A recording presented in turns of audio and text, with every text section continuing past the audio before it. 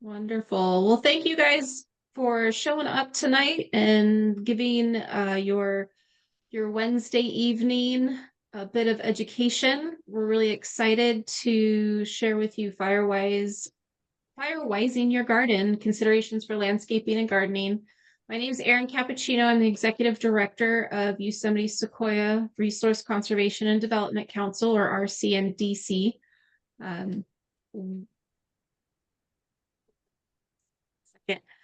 We are a regional organization, oh, there we go. We'll do this. So today we have lots of partners that are hanging out and bringing you some great information.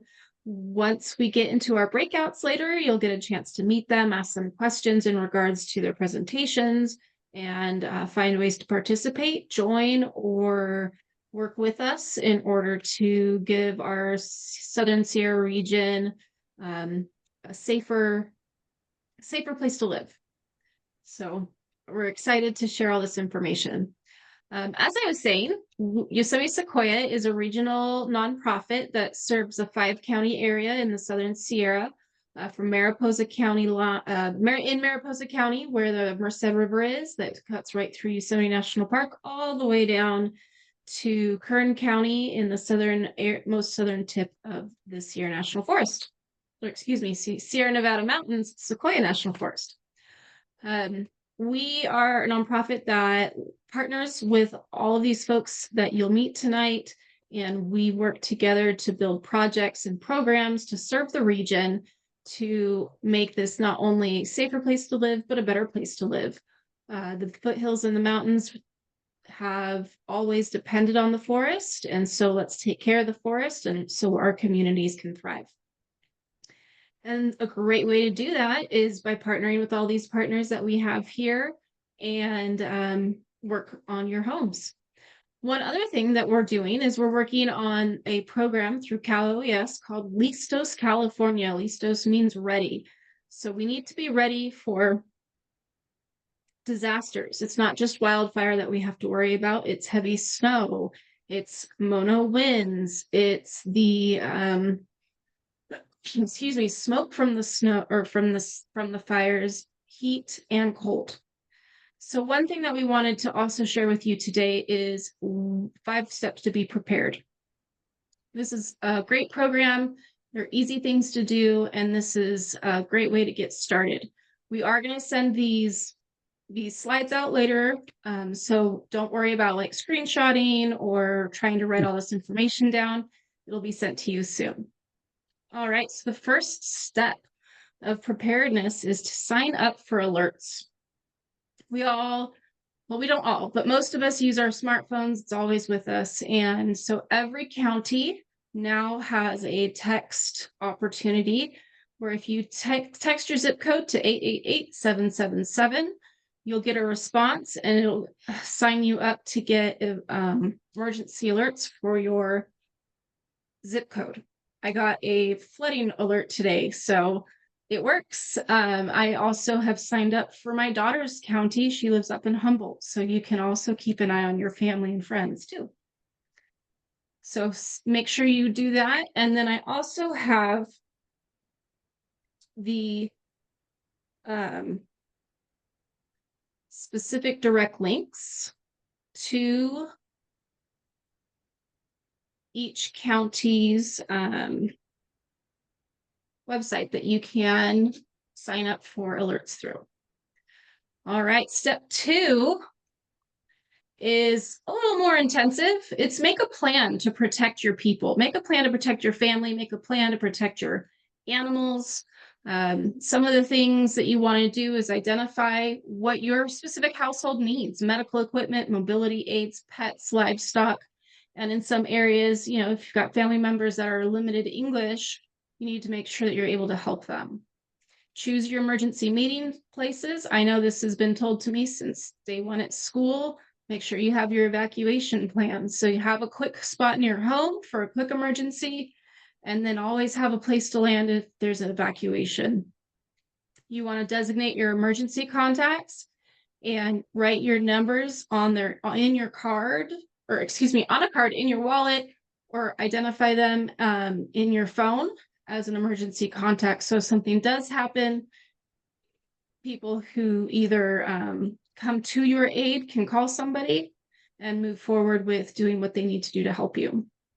You also want to plan your evacuation route, and most of us up here most of us that live up here in the foothills and the mountains have an idea, but make sure someone knows what your plan is, because if you get diverted, they won't know where to look for you.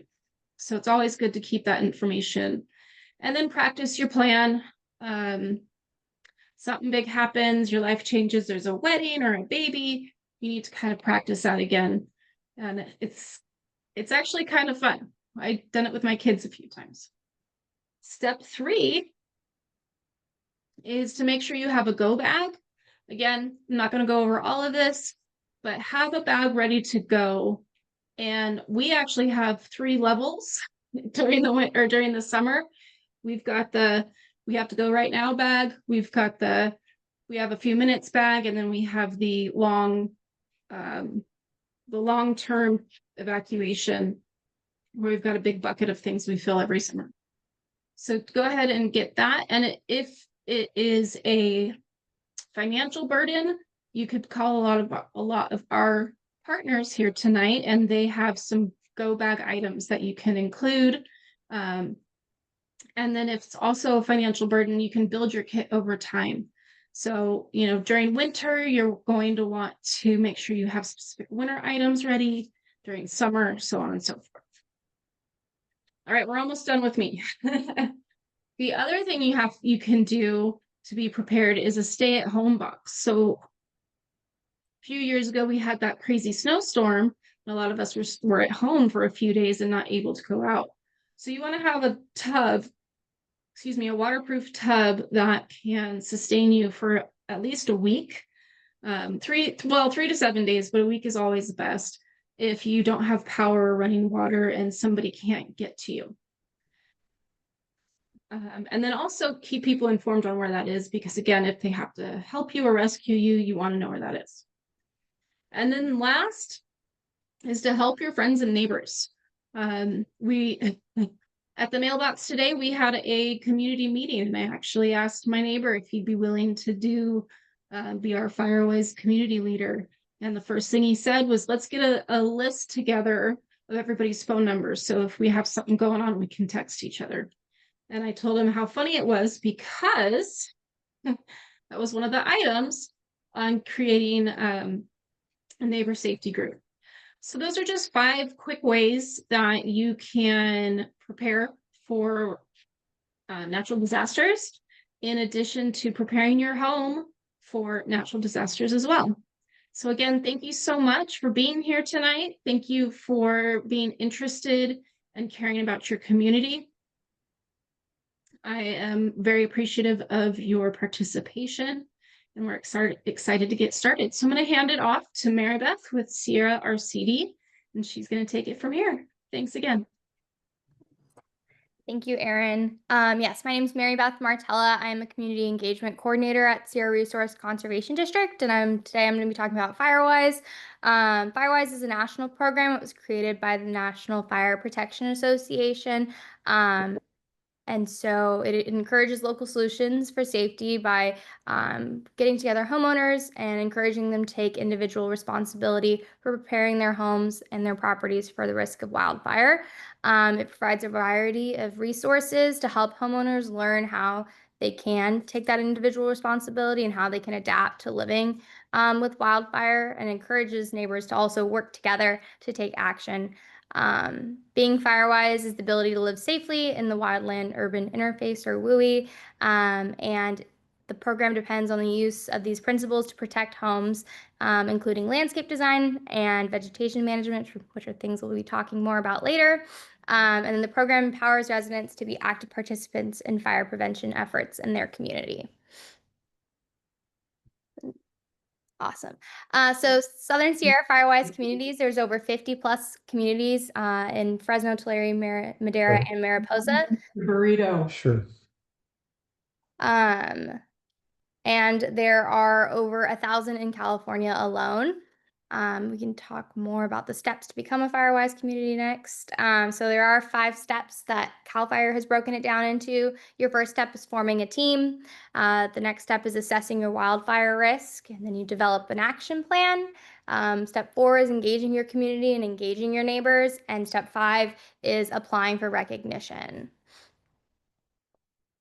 So step 1 is forming a team. So you're going to want to establish a board or a committee with residents and identify your key stakeholders in your community. This can include your local fire departments, elected officials, emergency managers, property management companies. I know always if you have that one neighbor that knows everybody in the community, they're always the best or a great Firewise lead. And so identifying your key stakeholders, and then together you're going to work to define your Firewise site's size and boundaries with the minimum of 8 people all the way up to 2,500. And then multiple Firewise sites can be located within the city, town, HOA, whatever that is. And so step 2, once you have identified your key stakeholders and you've created your group of at least 8, then you're going to work together to assess your wildfire risk. So you're going to consult with state forestry agencies, your local fire departments to assess that community-wide risk, identifying areas where there's been successful wildfire risk reduction and areas where you might need some improvement. And in that, you'll create a community risk assessment. And so you'll focus on general home conditions and then the surrounding ignition zones. And then that plan will be updated every 5 years. The next slide. Yeah, so after you've done your community risk assessment, then you create a 3-year action plan. The committee will draft it, so those key stakeholders will get together, and based off of the results from their community risk assessment, they'll create this action plan, prioritizing risk reduction projects and any suggested homeowner activities. It can include educational efforts and outreach efforts, and it can also include those projects as well, and it can be done annually over a series of multiple years. And then this action plan is revisited and updated every 3 years. So you're making sure everything's always up to date. Step 4 is engaging the community. So once you've had your community risk assessment done and you've created your plan, then that's when you get the rest of the community involved. You can organize outreach events to encourage community participation. You can do, another way is documenting volunteer hours and activities that are contributing to your wildfire risk. Each Firewise site should aim for an annual investment of 1 volunteer hour per dwelling unit to meet those risk reduction goals that are within the program. So for example, if your site has 100 homes within the boundary, then either 100 hours of work or the monetary equivalent, which I believe is like $33.49, has to be spent each year. Then the final step, so once you have your community risk assessment, your 3-year action plan, and you've engaged your community, then you're ready to apply for recognition. You can submit your applications online. Firewise has a portal, and then detail the actions and efforts within your community that you've done to engage the residents and complete any mitigation work at the home level. They also encourage people to be aware of any additional state-specific application requirements and explore further information and guidelines that there may be on the NFPA's website. Let's see. Yeah, and so some benefits. There are a lot of benefits to being in a Firewise community. The overview basic ones are you can improve your community's chances of surviving a wildfire, and you can bring together your community, that neighbor helping neighbor to reduce your wildfire risk. And there are possible discounts on your fire insurance dependent on the carrier. The next slide, yeah. And so our Southern Sierra Firewise coordinators, we've included their names and contacts on the screen. If that is any information people would need. I think that's it for my part. I'll pass it off to Tanner and Allison now, I think. Great. Thank you, Maribeth. Yeah, thank you, Maribeth. Oh, sorry. No, go ahead, Allison. Well, good evening again, everybody. Thanks for being here. John, so all the Firewise coordinators that were mentioned in the last slide, you'll have the opportunity to talk to them and learn more about what Firewise looks like in your counties after our presentation here. I'm Alison Deak. I work for University of California Cooperative Extension as a fire advisor, and I cover Mariposa, Madera, and Fresno counties. Tanner, do you want to introduce yourself? Thank you. My name is Tanner Michaelson. I'm the manager of collective impact at the Sierra Resource Conservation District, and I also serve as one of our Firewise coordinators for Fresno County. And I just want to thank everyone for being here tonight. Thank you to all of our partners and wonderful staff members who have been working with us for several months to get this presentation organized for all of you. So I really hope it's of value to you. I know this presentation has been something that we've been working on for several years now since we had the 2020 Creek Fire here in Fresno County, and a lot of our residents have been wondering, how do we, reforest and live safely on our properties while maintaining defensible space and making sure that our homes are safe. And so we're hoping that this presentation today will help you make sure that you have a beautiful property for yourselves, but also one that's safe for you and your family as well. Yeah, thanks, Tanner. I'll just throw in that, we're out of fire season now. So I know we're trying to all not think about fire because you don't have to for another, hopefully 6 months. But now is a great time to be thinking about how you can prepare for next year's season. So this is it's just as relevant now as ever. Yes, thank you, Alison. And so really the question that we'll be looking at today is, how do we find a middle ground between the defensible space regulations and what our current properties look like today? And for me, working in this community for the past 5 years after the Creek Fire, a lot of the homes that I have visited that did not burn down in the Creek Fire look like what we have on the left of your screen, this traditional landscaping. It's very overgrown. We have very dense amount of vegetation on our properties. And a lot of people would say, one, this is not fire safe. It's not water smart because we have a lot of plants, too many plants probably on our property that are consuming a lot of water. It's hard to do carbon sequestration in these types of environments, and also due to the overgrowth, it limits the amount of wildlife habitat available. And then if you go to the complete other side, after the Creek Fire, we helped about 35 families rebuild, and a lot of their homes looked like this moonscaping that you see here. On one hand, it's great. It's very fire safe.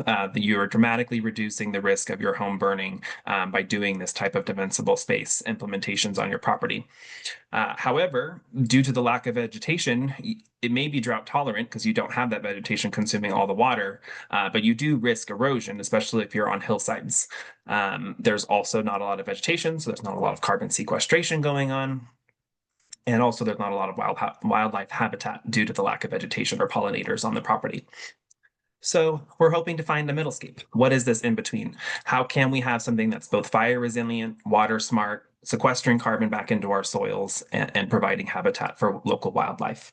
And so today we'll be focusing on those 4 principles, but mainly the wildfire resilience and the wildlife habitat, because to me, I'm a master gardener. I just joined the program this year, and it's very important to me that we're not only protecting our homes and our communities and making them fire safe, but we're also supporting local wildlife and biodiversity in our communities, since we have seen such a loss of biodiversity and wildlife and habitat over these last 5 to 10 years due to the wildfires we have been seeing in the Southern Sierras. And so for water conservation, some important principles. Ideally, we're using drought-tolerant plants where possible. Ideally, native plants. Our native plants are the most adapted and most drought-tolerant for our area because they've been adapting and growing here for thousands of years.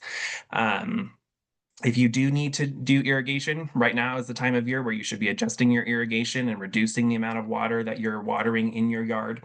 And the goal, especially if we have a storm coming up this week, is to capture as much of that water as possible during those storms, sink that soil, and spread it out into the soil as much as possible. And we'll talk about some of those practices that you can implement on the next slide.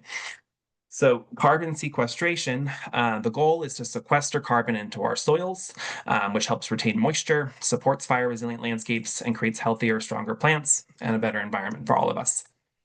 We won't be covering that one too much, but it will come up in some of the principles today. Wildlife habitat, so a more diverse landscape is more resilient, as bird species provide services like pollination and pest control in our yards. And then lastly, spacing and maintenance is key for wildfire resilience. Keep plants well pruned and well hydrated throughout the year, especially during fire season. And so for water resilience, there are three main tactics that you can employ in your yard to have a drought tolerant and water resilient yard. So one is a swale. I installed a swale in my house when I moved into the property 2 years ago because I am on a south facing slope and I get all of the runoff from my neighborhood into my backyard every year. And it flooded my basement when I moved in. And so I added a swale behind my house, which is essentially a dry creek or a trench. Mine is 3 feet wide by 1 feet deep. That's probably spans the entire length of the property behind my house. And it captures all of that water when it rains. So we're not flooding my basement and we're also sinking that water nicely into the soil. A rain garden is where you may have more water pooling in a certain area. So maybe you have a low spot on your property where a lot of water is concentrating. And so you can add a rain garden in that area where that water will collect. You'll have plants that love to soak up a lot of water in that area. And so that water will trickle down into the soil and also get absorbed by some of those plants. And then because we have hot, dry summers and unpredictable rainfall, drip irrigation is the best solution for our landscapes to make sure that our plants are getting the water that they need and that we're not wasting any water in the landscape as well. So when we look at ecology and sustainability, from my perspective, we have an important role to play in protecting both our homes and the wildlife habitat on our properties. And for the first time in history, gardeners have become important players in the management of our nation's wildlife, according to Douglas Tillamy, because if you took all of our backyards, all of the acreage that we have, and combined them, we would have the largest national park in the United States. And so if every single one of us did one small effort to increase biodiversity on our properties, we would have a much more diverse landscape than we would in maybe some of our national parks. And so why should you support native plants and biodiversity on your property? Is one, native plants are adapted to our local climate. They're adapted to our unpredictable, sometimes not enough water, sometimes too much water that we get in our water cycle. They're adapted to sometimes our poor conditioned soils that we have here in the valley. They support native fauna, including pollinators, and they're also beautiful. I love the native plants that I have in my garden. And so some tips for biodiversity. One is you should choose native species, and ideally you'll have at least 70 to 80% native species in your garden.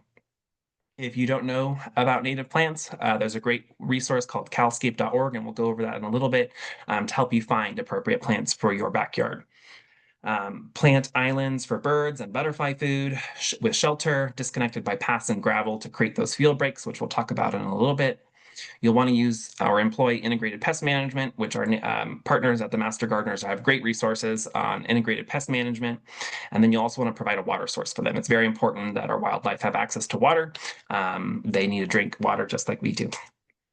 And so one of my favorite recommendations for people that are looking at adding biodiversity or native plants into their yard are to get to know your yard, get to know all of the different critters and creatures that live in your backyard.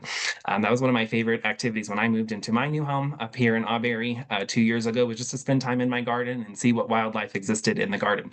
I work with a couple of people who are very passionate about wildlife. I take pictures of the sometimes droppings that are left behind and I show them to my colleagues and they're like, yeah, you had a whole track of deer in your backyard. And I'm like, I live on a 1/4 acre in like a very well populated area. The fact that there's a whole herd of deer coming through my yard like is insane to me. But I also had a ton of quail on my yard. And when I started doing some fuels reduction, I noticed that those quail had left because they like some thicker brush to hide in. And so I planted quail brush, for example, on my property to help bring the quail back. So spend some time in your garden, observe what is there. Do you have bees? Do you have butterflies, hummingbirds, whatever it might be? And then try to find plants that support that wildlife. And we'll talk again about Calscape and how that can help you find some plants that are best appropriate for some of the critters in your backyard. And so here's just a list of native plants, some native plants that are pretty common in our region. This plant list is not appropriate for every single person that's on this call, depending on where you're at in the area, the elevation that you're at.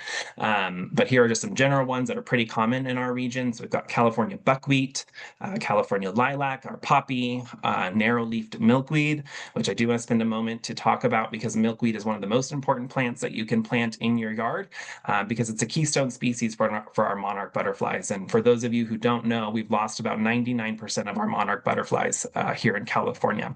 And the western monarch butterfly travels through the Southern Sierras every single year on its way to the coast. They overwinter in Pismo and in Pacific Grove, and they travel through the Central Valley and the Southern Sierras every single year. And due to pesticides, agriculture, and development, like I said, we've lost about 99% of our monarch butterflies, and the only species of plants that the monarch butterflies lay their eggs on is milkweed. And unfortunately, we've lost a ton of our milkweed, which means our caterpillars for our monarch butterflies don't have a food source. And so therefore, it's very important that you plant some milkweed in your backyard. And it's important that you plant 3 to 5 milkweed because the caterpillars have little legs and they can't walk very far. And so they need 3 to 5 milkweed to survive. So please plant them nicely and closely together. And in a couple years, you'll see caterpillars and monarch butterflies in your backyard. We also have coyote mint, valley oak as well, which is another important species. Valley oak support each valley oak supports about 2,000 native species here in California. And so here is a great native plant resource for you all to check out after today's webinar. One would be the California Native Plant Society. Fortunately, here in the Southern Sierra, we have 3 local chapters: the Central Sierra chapter for Eastern Madera and Mariposa County, the Sequoia chapter in Eastern Fresno, and then the Alta Peak chapter in Eastern Tulare. And then one of my favorite websites is this calscape.org. When you go on calscape.org, you can go to the search function and you can either search by plant or by location. If you're like me and you don't know a ton about native plants, it's good to search by location, and you'll find exactly what native plants you should be planting in your own backyard. So you can see the plants, all of the different plants, and as you can see, there's a little plus icon by all the plants. You can put all the plants that you like into a little cart. You're not purchasing anything, you're just kind of putting together a plant list. And then when you click on each of those plants, it also will show you the available nurseries in your area where you can go and purchase those plants. And so I highly encourage supporting our local nurseries, especially our local native plant nurseries. We don't have a ton of them here in the Southern Sierra. And so if you're able, I highly encourage you to go on Calscape and go support some of our local native plant nurseries here in the region. And so now getting into some of the fire elements and fire safety defensible space. So again, one of the first things that I looked at when I moved into my property here in Auberry was to assess the risk of the property and the safety of the property and the surrounding vegetation. So one, I looked at the vegetation in the overall area. What does the vegetation in Auberry look like? We live in a oak woodlands environment. There's a lot of oak trees. There's a lot of dead brown grass everywhere. And so I knew my most important thing for me was to do my weed whacking. Local landscapes and neighborhood. Again, I live on a south-facing slope at the bottom of Bald Mountain. So I know that I'm in a relatively safe area based off of my location, but if maybe something started down, I'm also by the San Joaquin River, just above the San Joaquin River Gorge. And so I know if a fire started down there and was coming up my direction, that would be something that I would need to work on. I also live next to a major roadway. So another thing for me to think about is people throwing cigarettes outside of their car as they're driving by, or they're driving with a trailer and there's a chain dragging. I want to make sure that I have a fuel break for my property between me and the road in case there's some sort of sparks that ignite and I'm not home to put out that fire. Personal property conditions. I have about a 1/4 acre of dead brown grass. I mow that several times a year. I'm sure many of you do as well. And that's my main activity that I need to do on my personal property. Topography and weather. Again, maybe you live on Bald Mountain like many of my residents that I work with up on Pine Ridge. They're exposed to those Mona winds that we talked about, and they deal sometimes with 100-mile-per-hour winds. That's something that really would impact your fire safety and your defensible space. So all things that you should consider. And when you're designing your landscape, you want to assess those risks and what your tolerance is of those risks. I know a lot of my residents say it's okay. I want to have that vegetation there because I want the privacy. Okay, well, that's a risk that you're inheriting and you're assuming. I don't want to assume that risk. I'm going to remove all that vegetation because I'm more risk adverse. But your decisions also intersect with those of your neighbors. And you can see here on the left, the image that we have, this shows the defensible space of up to 100 feet for 2 neighbors. Their defensible space overlaps. So one person's decision is impacting the other. And that's why I love Firewise so much, because it brings us all together and comes up with a common solution to make all of our communities safer. And I'll close with this before I hand it over to Allison. This is one of my favorite photos. This gentleman's assuming a lot of risk. I'm not going to be this gentleman if there's a fire coming to my home. I'm not going to stand there with a hose and save my house. And so when you're designing your landscape and managing your property, you want to think about your family's safety, like Aaron talked about earlier. How are you going to evacuate? Do you have safe ingress and egress on your driveways and on your roadsides when you're leaving your community? Do you have defensible space around your home where not only you could possibly protect your home like this gentleman is, but also defensible space where the firefighters can come in and save your home? Something that I learned in the Creek Fire that I did not know before was that the firefighters are not going to risk their lives to save your home. That is just a unfortunate truth of the world that we live in today. First is saving people's lives and then saving people's property. And I think a lot of people that I worked with in the Creek Fire were surprised that that firefighters didn't save their home. But if we're not doing the work that we need to do as individual property owners, then why should we assume that CAL FIRE and other firefighters are going to risk their lives to save our homes when we're not doing the basic maintenance that we need to do to protect our safety or protect our homes and our structures? And with that, I will hand it over to Alison. Thanks, Tanner. So when I talk about how to protect ourselves from wildfire, I always like to start by talking about the fire triangle and talking about what fire is. So at its very basic, fire requires three things: oxygen, heat, and fuel. We can remove the heat by putting water on fire.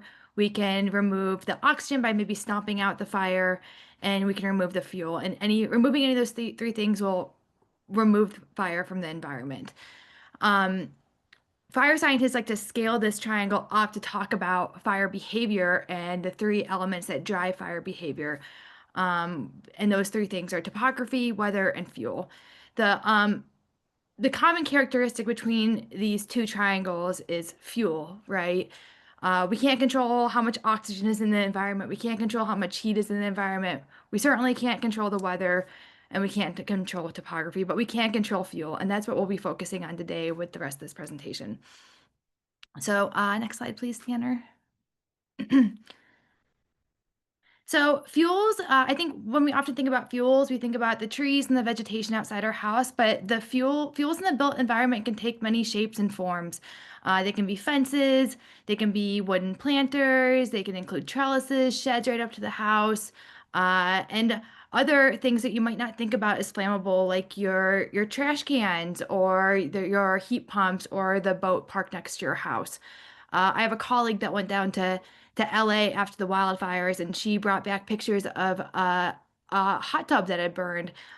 Sure, the water isn't flammable, but the container that it's in and the cover on it can. So, having those things next to your house, like Tanner was talking about, is taking on additional risk that you might not have otherwise. Next slide, please. When I talk about how we can protect ourselves from fire, it's also really important to understand how structures burn and what those pathways are. I think most people assume that homes are most likely to burn down due to direct flame contact, that vegetation, other combustible materials bringing fire to the side of the structure.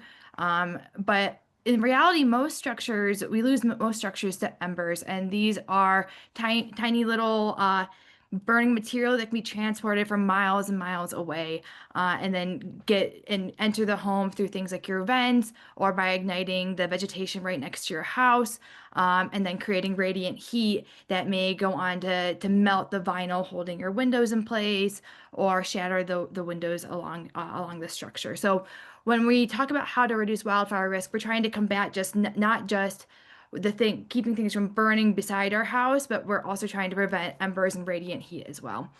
Next slide, please. And so we do this with three ways. We use defensible space to interrupt the pathway that fire can take from the wildlands to the structure. We can use home hardening to mitigate our ember exposure, which we'll go into detail about. And then we do fuels reduction to reduce the materials around our homes that may ignite and create heat that could go on to melt the vinyl pieces or the other pieces on our structure. Next slide, thank you. And so I think a lot of people are probably, if you live in a wildfire, in a fire hazard severity zone, you're familiar with defensible space. And the general principle here is to start at the house and work out. We have zone 1 and 2, which have been around for a long time and required by law. Our extended zone is our 30 to 100 feet from the home. Our zone 1, our intermediate zone, is the 5 to 30-foot zone. And then we have this newer zone called zone 0, or our non-combustible zone. This is not required by law now, but it has been, the legislature is working on what this is going to take shape as. Starting January 1st, all new construction is going to be required to have zone 0. And then there'll be a 3-year grace period for new structures to implement zone 0 or this non-combustible zone around their houses. We don't know exactly what this is going to look like yet, but it is coming. And we have the general idea of what the principles behind this will look like, and we'll be talking about this today. And the reason this is so important is because a lot of research supports that this implementing zone 0 is a really important way that's been shown to be successful in protecting homes from structure loss. Next slide, please. So let's just talk about some of the basic principles, and we'll move on and get into more of the nitty-gritty of what each of these zones look like. The first principle is to remove all dead and dying plants and branches, and that's within the full 100 feet. We don't want that. Our dead fuels tend to be more flammable throughout more of the year, so we want to remove those. Be really diligent about keeping those out of our defensible space zone, that 100 feet. We also want to remove those ladder fuels. So as you see in this picture here on the right, we want 6-foot minimum clearance between the ground and the bottom of the canopy of our trees. We want to remove anything that can take fire that may have ignited in these smaller shrubs and bring it up to the canopies of our trees. And if we do have shrubs underneath our tree canopies, we want to allow at least 3 times the height of the shrub between the lowest canopy of the tree and the top of that shrub. One of the things that we'll talk a lot about tonight is creating islands of plants with non-combustible plants, and then talking about zone 0, which is avoiding planting or mulching within 5 feet of structures. Next slide, please.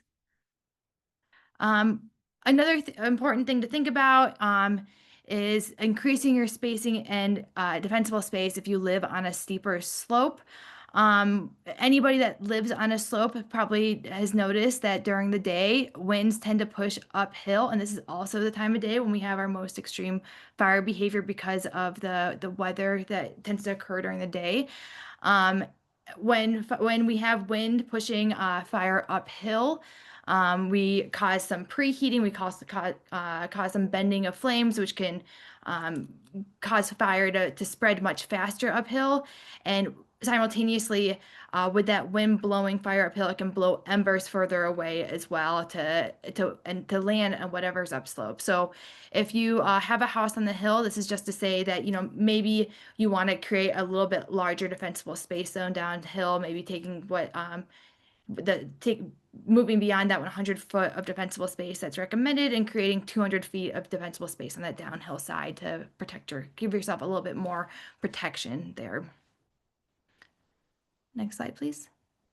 Thanks. So starting at that non-combustible zone, working from the house outward, like I talked about, zone 0 does include not just the house itself, but also any attached decks and stairs. So that means this is going to apply to everything within that 5 feet zone. We want to remove any live and dead vegetation in this zone. Some objects that are allowed is vegetation that's less than 18 inches in height in non-combustible pots that are away from windows and vents and can be moved if you were to be evacuated. Again, this may or may not be included in zone 0, but having something that's in a non-combustible pot is the really key piece here. If you want to take on the risk of having vegetation near your home less than 18 inches in height is recommended, and you don't want to put those next to windows and vents because, again, we want to be protecting from that radiant heat if that was to ignite. We want to keep it from having the potential to shatter windows or melt the vinyl around your home, or be able to enter the home through those through your vents, which create openings in the outside of your home. part of zone 0, another really important part of zone 0 is replacing that first 5 feet of attached fences with a non-combustible materials. We'll talk more about that in a second. We also want to be removing any combustible boards, timbers, plant pots, or containers, or any of those objects that I had shown in that slide with different fuels in the built environment. And, we want to be removing grass and other mulches, anything like that. And great options for replacing those are to replace those with gravel, stone, or cement. Next slide, please. This is a great picture demonstrating the power of Zone 0. This is from an experiment conducted by the Institute for Business and Home Safety, where they ignited this mulch on the ground on the bottom left of this photo underneath the fence. The fence ignited and it started wicking that fire towards the home. And this fire was ultimately stopped by this rock mulch underneath the fence and this metal fence itself. So you don't need, if you have wood fences, you may want to do some maintenance around them, but the really key piece is removing that 5 feet between your house and the fence and replacing that with a non-combustible piece of fence or even a metal gate, which is a great option as well. Next slide, please. Tanner, do you want to take on this design ideas slide? So like Alison had talked about, ideally we want to have non-combustible material in our zone 0.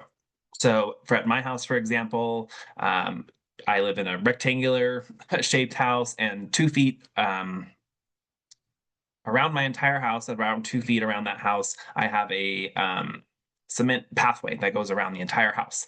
And so from basically 2 feet to 5 feet, I have great defensible space because I've got the cement pathway.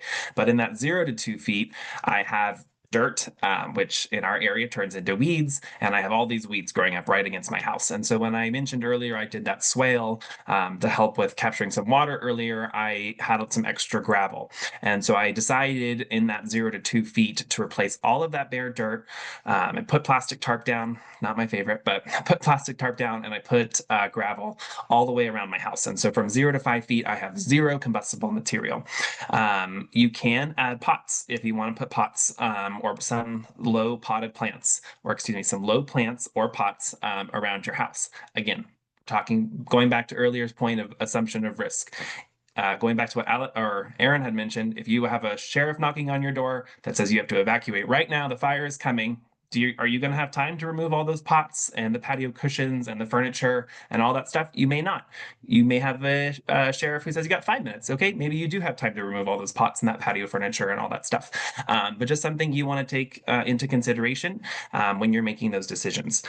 One great option is doing this sort of decorative rock or boulders. A water feature is nice if it's a non-combustible water feature like a metal or ceramic bird bath or something like that. And then containers with annuals or other non-native plants might be okay in this area. One thing that I have done in some of the areas in that 0 to 5 feet is I have some bulbs, some daffodils and some tulips because those sprout in the spring and they're gone by May. And so it's not really a fire hazard for me. It is a risk that I'm taking if there was a fire in that off season, but something that I consider is relatively low risk.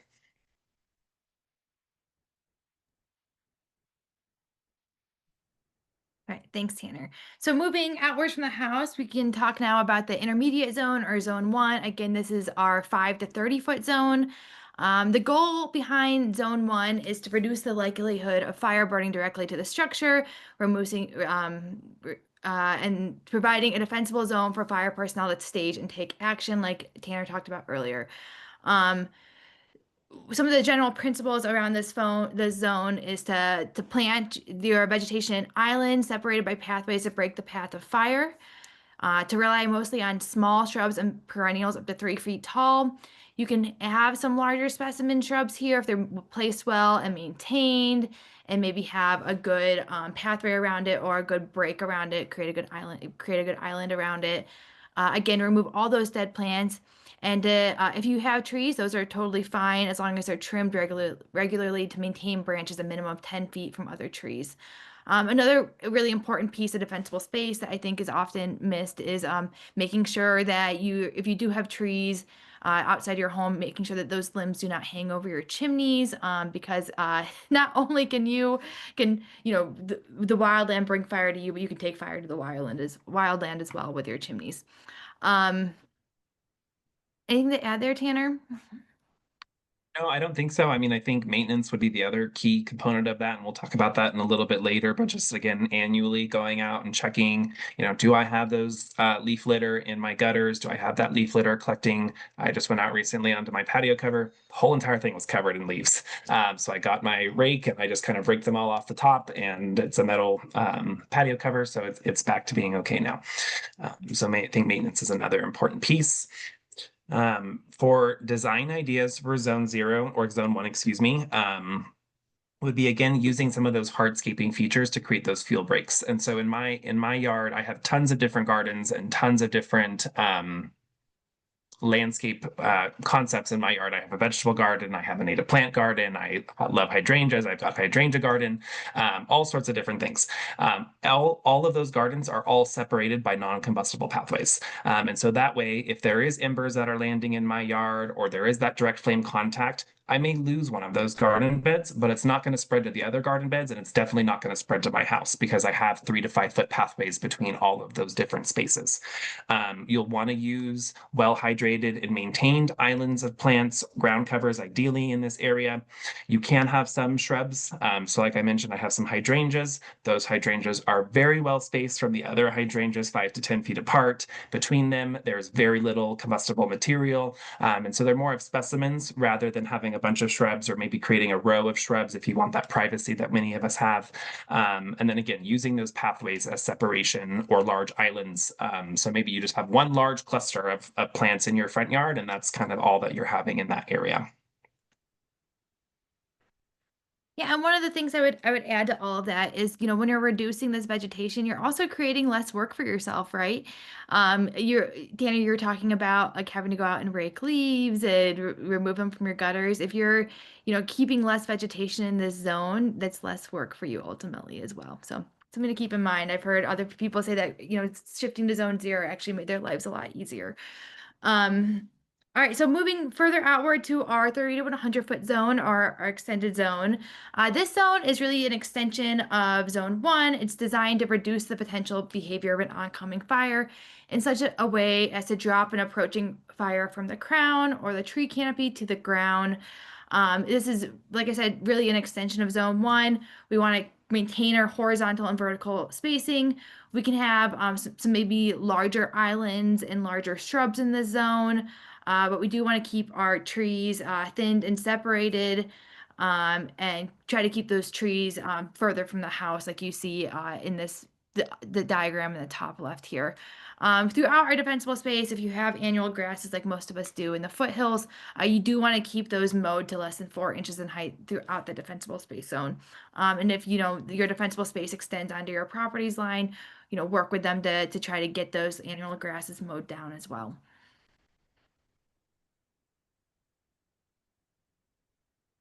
So some design ideas for zone 2, and I love this picture, but I also hate this picture at the same time.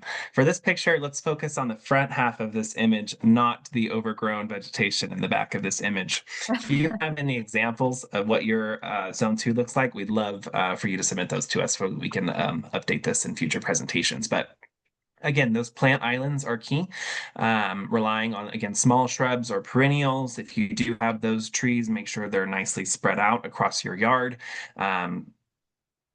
And again, making sure that they're well pruned and avoiding those ladder fuels. Don't have a nice tree with a bunch of shrubs underneath, because that will just create a ladder fuel for those vegetations to go, or that fuel or fire, excuse me, to go straight up through that vegetation and into the canopy of the tree, which then could affect your house or other areas. I think for my home and my zone 2, I don't have the biggest property. I have a 1/4 acre. And so for me, like I had mentioned earlier, I actually extend my zone 2 and my weed whacking efforts beyond my fence. I don't want the fire to come to my fence and then come onto my property. I luckily have no one that lives next to me. And so I go on the other side of my fence and I create probably a 10-foot fuel break and mow all of that down so that if that wildland next to me does catch fire from the road or whatever it might be, and it's coming to my house, I have this 10-foot fuel break that will hopefully drop that fuel in those grasses down to that 4 inches that we had talked about on that last slide. And then it will run into my fence, and hopefully it will be okay because I have a chain link fence. But that's something that I've done on my property. I think, again, maintenance is key, and then that spacing is the other most important part. And maintenance. Yeah, so we'll finish up by just talking a little bit about maintenance. I think a lot of people want to know what plants they should be planting, and they want just somebody to hand them a plant list. And the reality is that maintaining your plants is actually more important than the plants themselves. There are certain plant characteristics that you should probably be avoiding. One of the things that I often think about is chemical content. If you can smell your plant, it probably has a really high chemical content, and it's probably very flammable. So think about your rosemaries or your bear clovers and things like that. It might not be something that you want around your house.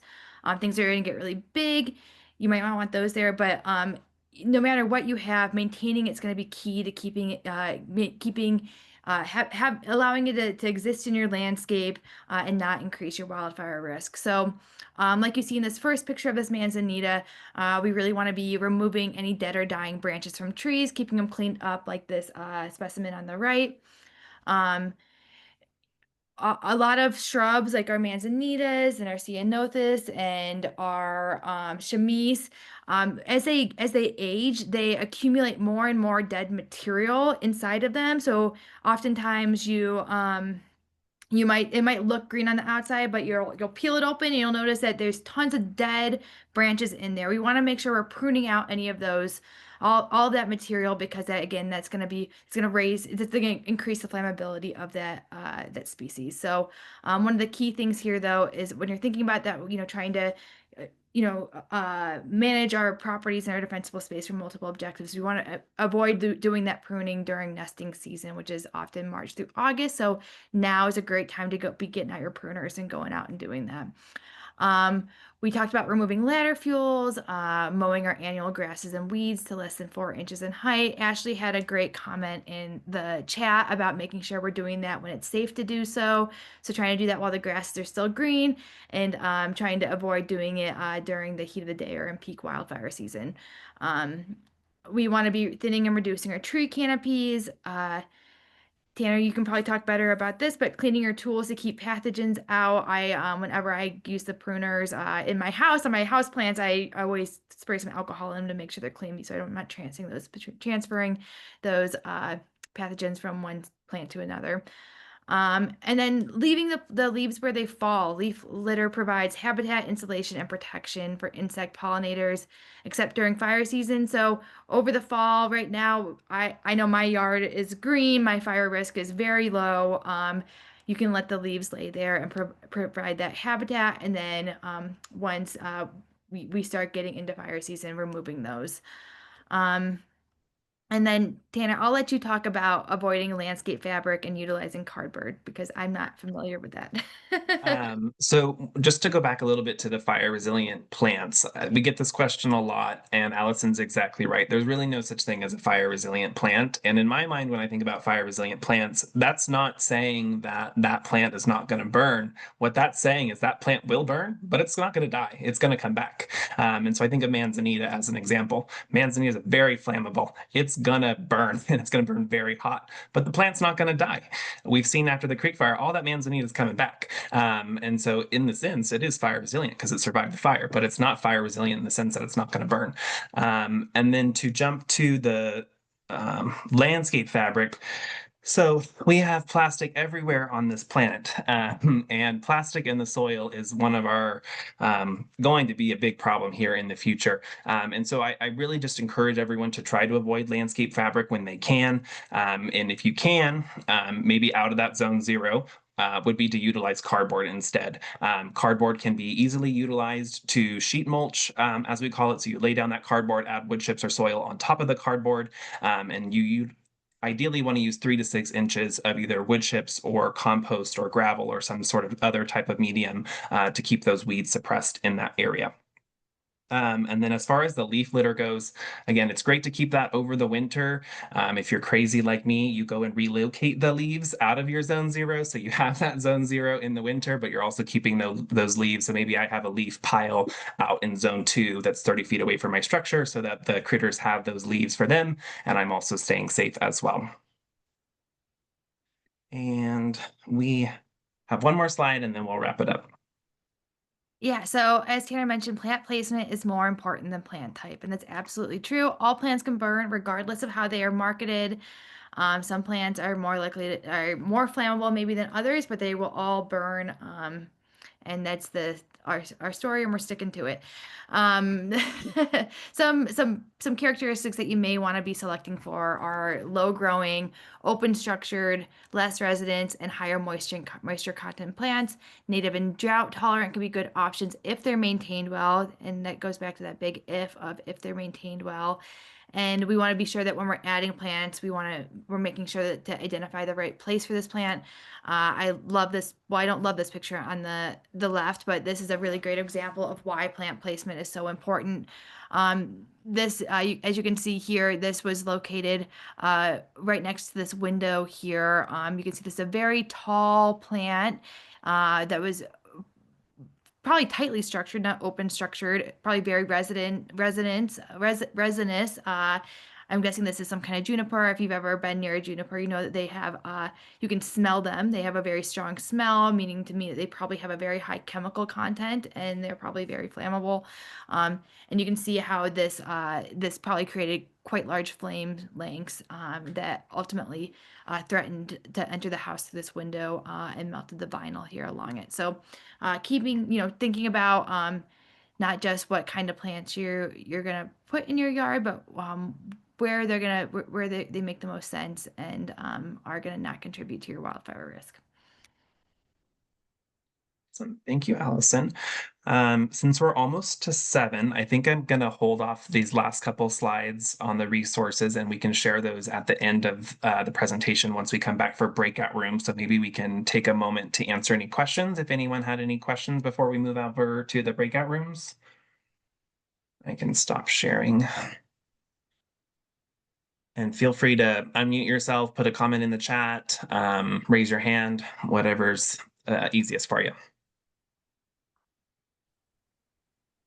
We will also share our contact information. All of us will share our contact information at the end of the